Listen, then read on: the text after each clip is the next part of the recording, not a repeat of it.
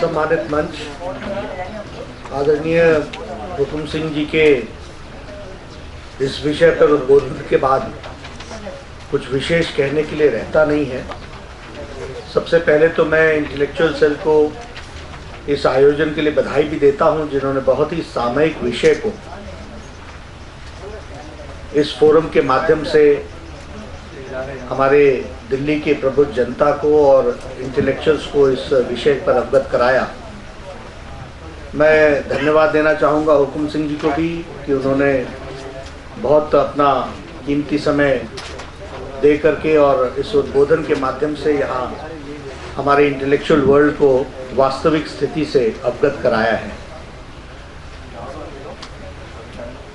उनके बोलने के पश्चात कुछ विशेष नहीं रहता, सिर्फ मैं एक ही बात कहना चाहूँगा कि हमें असल दुश्मन को पहचानने की आवश्यकता है। और इस दृष्टि से जैसा उन्होंने कहा कि हम चिंतन भी करें, चिंता भी करें और चिंतन करके ये जो डिविजिव फोर्सेस हैं, इन डिविजिव फोर्सेस को रिकॉग्नाइज करते हुए, अपने में सद्भाव रखते हुए इनको मुंह तोड़ जवाब देने की आवश्यकता है। और इसके लिए आप सब लोगों का योगदान, आप लोगों का सहयोग चाहिए।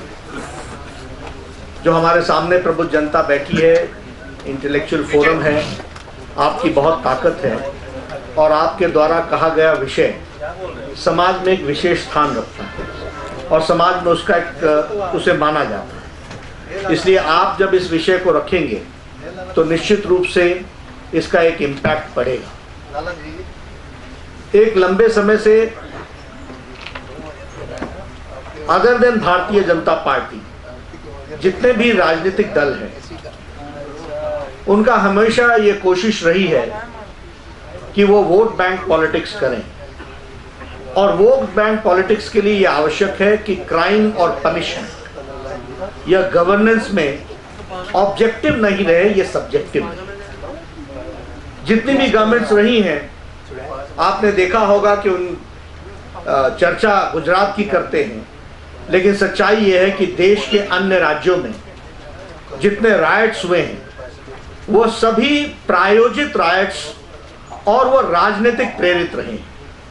और उनका जिस तरीके से उन्होंने निराकरण भी किया है, वह निराकरण भी इस बात को बताता है कि वह कभी भी ऑब्जेक्टिव नहीं रहा, वो सब्जेक्टिव रहा है। उसका उद्देश्य समाज को विभाजित करने का रहा और समाज को विभाजित करने के लिए येन केन प्रकारेण, अब मैं यहाँ नहीं चाहता कि किसी को मैं प्रभावित करूं या उनके में कोई विद्वेष की भावना आए या उनमें कोई इस तरह की भावना पैदा हो जो डिविजिव फोर्सेस को मदद करता हो।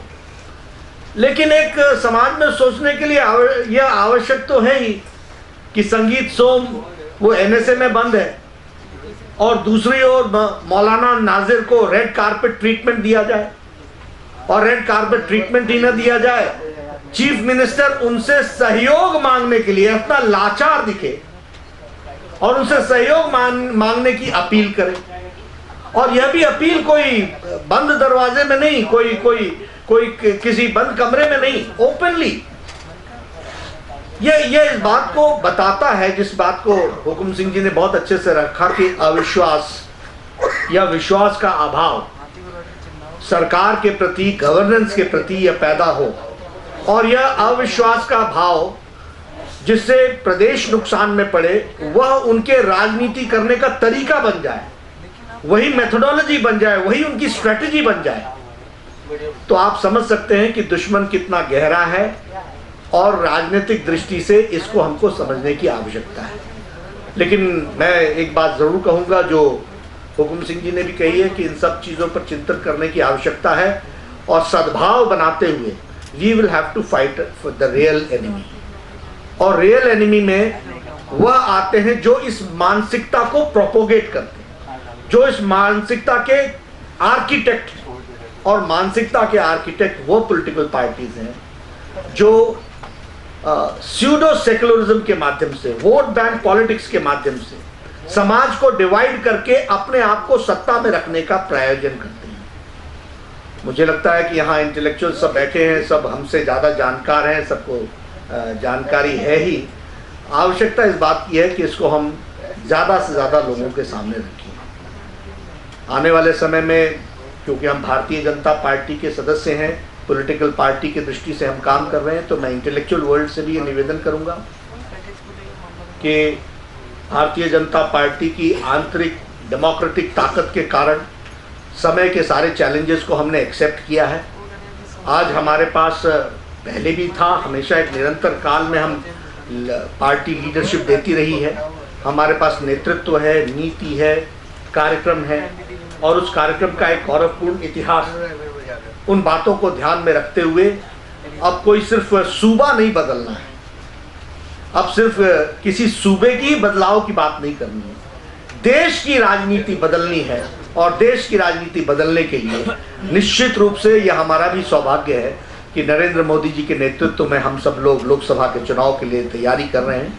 आपका सहयोग मिलेगा और इंटेलेक्चुअल फोरम इस तरीके के सामयिक विषयों पर चर्चा करेगी, जिससे हमारे सोचने की ताकत जो है उसको हम सही रूप में इस्तेमाल कर सकें, जनता को ताकत दे सकें और सही दिशा में लीड कर सकें। यही मैं निवेदन करूंगा। आज के कार्यक्रम में आप सब आए, पार्टी की ओर से आप सबका आने पर मैं धन्यवाद भी करता हूं, और इस तरीके के इंटेलेक्चुअल फोरम्स पर ज़्यादा से ज़्यादा लोग आएँ और सामयिक विषयों पर चर्चा करें, ऐसा मैं निवेदन करता हूँ। बहुत बहुत धन्यवाद।